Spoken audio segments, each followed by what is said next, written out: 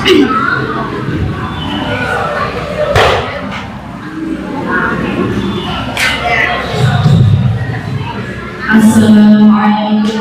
warahmatullahi wabarakatuh.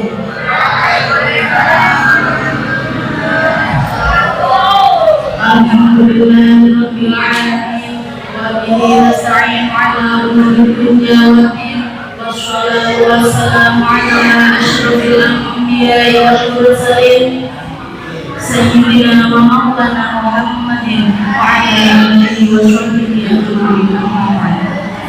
Yang saya hormati dan mewakili Ziyarat Masyarakat Rahman saat dan selaku pengasuh pondok pesantren Tahfiz Anak Abdul Mustafa dan senantiasa kita membutuhkan doa yang saya hormati satu saya teman seperjuangan dan santriwan-santriwati yang saya sayangi dan saya berdoa.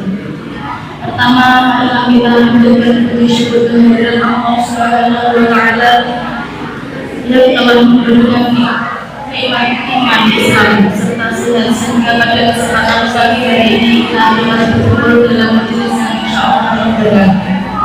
Salawat serta salam marilah kita curahkan kepada junjungan kita Nabi Muhammad sallallahu alaihi wasallam. Allahumma shalli ala sayyidina Muhammad.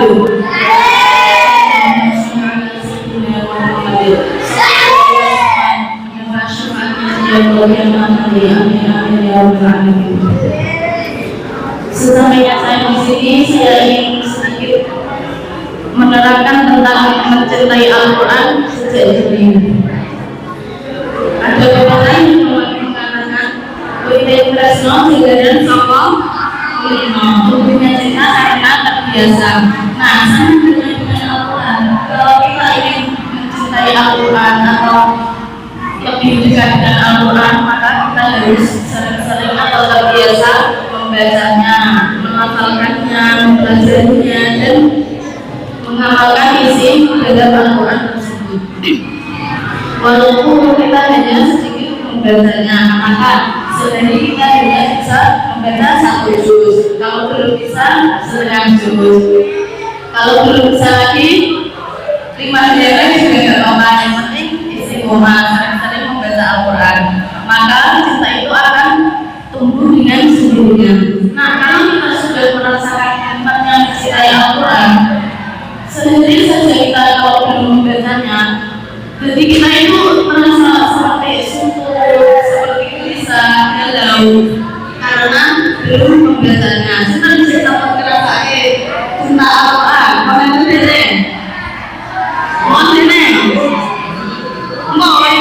Alhamdulillah nggak sampun. Berarti sampun mencintai Al-Quran sudah ya. Alhamdulillah. Nah, lalu kenapa kita harus mencintai Al-Quran? Yang terus, yang pertama, Al-Quran adalah pedoman hidup. Jika sejak kecil kita sudah terbiasa mencintai Al-Quran, maka insya Allah saat besar nanti kita akan terbiasa berbuat jujur, sopan, dan taat kepada orang tua maupun guru kita. Kita harus berbakti kepada orang tua, jangan membela orang tua, kalau disuruh orang tua itu harus segera dilakukan, jangan nanti dulu, jangan sampai kita membuat murka orang tua, karena murka orang tua murka ilahi tergantung murka orang tua, dan ridho ilahi tergantung ridho orang tua. Lalu yang kedua, membaca Al-Quran adalah ibadah. Setiap satu huruf yang kita baca, Allah memberikan 10 kebaikan. Bayangkan kalau setiap hari kita membaca Al-Quran, berapa banyak pahala atau kebaikan yang kita dapatkan.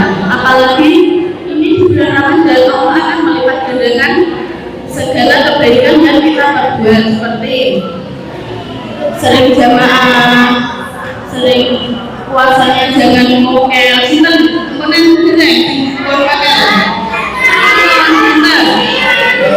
ampun nggih, ampun mokel, nak terawih ngoten niku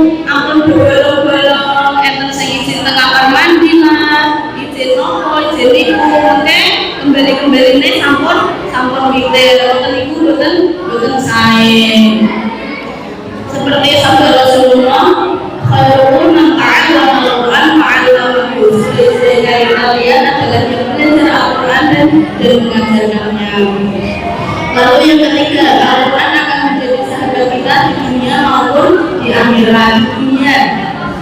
Al-Quran adalah obat segala penyakit dan menenangkan hati kita di kala muda dan gelisah. Kalau hati kita rasanya suntuk, rasanya ingin marah-marah, bad mood, maka sering-seringlah membaca Al-Quran. Insya Allah Al-Quran akan menenangkan hati kita.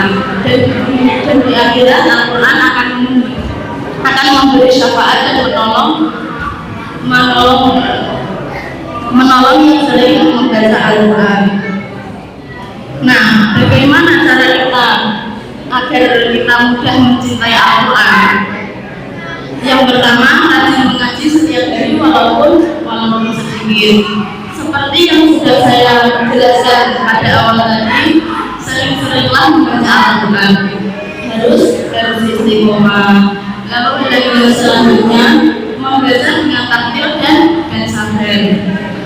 Seperti firman Allah yang berbunyi, "Warattilil Qur'ana tartila." Bacalah Al-Quran dengan tartil dan jangan tergesa-gesa, jangan terburu-buru, harus pelan-pelan. Lebih diperhatikan lagi maksudnya, panjang pendeknya, tajwidnya, lafalannya harus jelas dan berhenti pada wakaf yang benar. Lalu yang terakhir, mengamalkan isi Al-Quran dalam kehidupan sehari-hari. Jadikanlah Al-Quran sebagai pedoman hidup dalam berpikir, berbicara, dan berperilaku dengan nilai yang baik dan ketakwaan kepada Allah Subhanahu wa Ta'ala, sehingga insya Allah kehidupan akan menjadi lebih manfaat bagi diri kita sendiri maupun orang lain. Jika Al-Quran sudah menjadi kebiasaan sehari-hari, insya Allah kita akan menjadi generasi Qur'aniyah yang membanggakan orang tua, guru kita, dan agama kita. Semoga kita menjadi anak yang lebih mencintai Al-Quran, lebih menjaga Al-Quran dan mengamalkan isi Al-Quran dalam kehidupan sehari-hari. Tentunya saya mohon maaf apabila ada kata yang berkenan di hati kalian semua. Saya mohon maaf yang sebesar-besarnya.